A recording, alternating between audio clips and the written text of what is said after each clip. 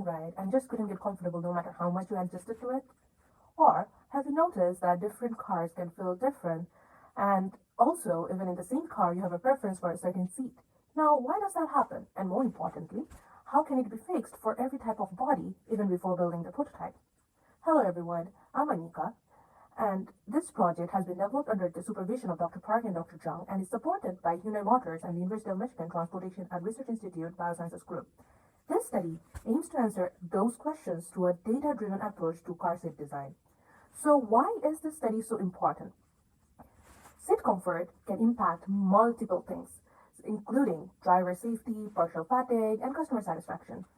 Most of the traditional car designs rely on physical prototyping, which makes it time consuming and expensive and can also be inflexible for different body types, which is why the idea of this study is to replace intuition with data and AI.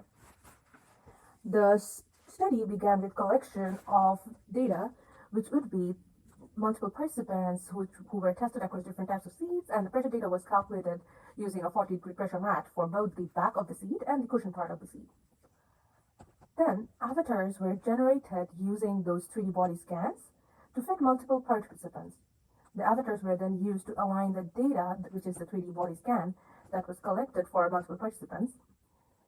This allowed to extract the different features that would be used for the machine learning model development, as well as to calculate the overlap volume, which is a crucial factor for calculating the perceived pressure and the comfort.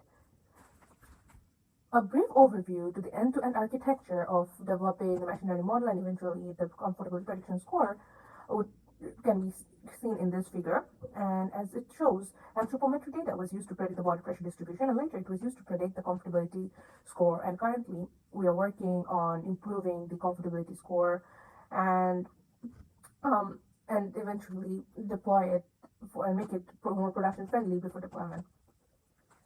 So the eventual goal is to set up an application in production that would allow the ergonomic design of seat by the manufacturers based on the comfortability score, and they would input their conditions and would eventually have a virtual seat test score that would allow them to make strategic decision on how they would design a certain seat and eventually provide a good user experience.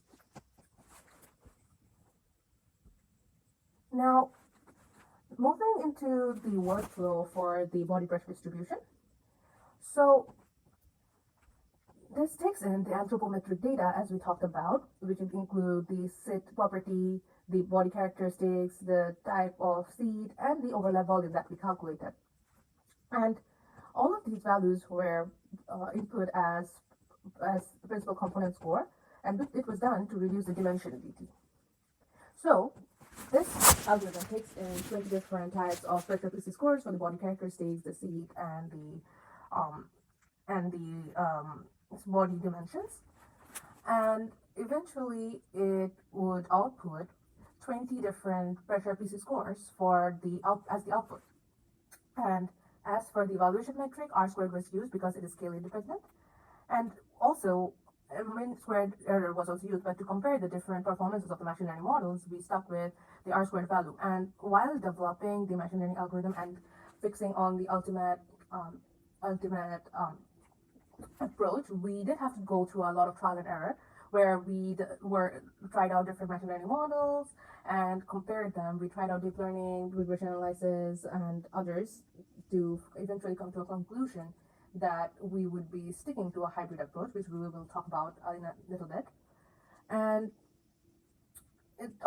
we did the same for the comfortability score, and right now, as we can see, that what we can see is that the fast decision trees could be a good model for predicting the comfortability score in the production environment, but it is not finalized yet. But that is one assumption that we have based on the R-squared error.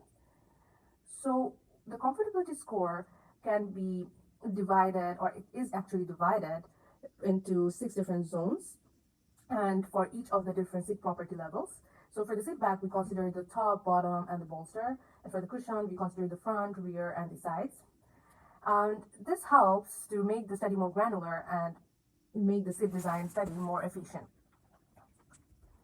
So as we were talking about, in terms of the results, we figured, so this shows the top 20 variables that were identified to impact the prediction of pressure.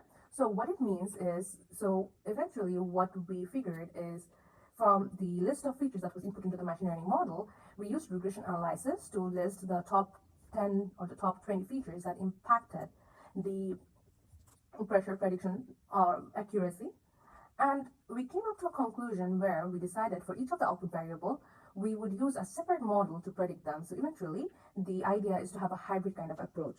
And as you can see, that approach has been successful because these are the constructed pressures based on the predictions from, and the original and the reconstructed pressure looks pretty much similar.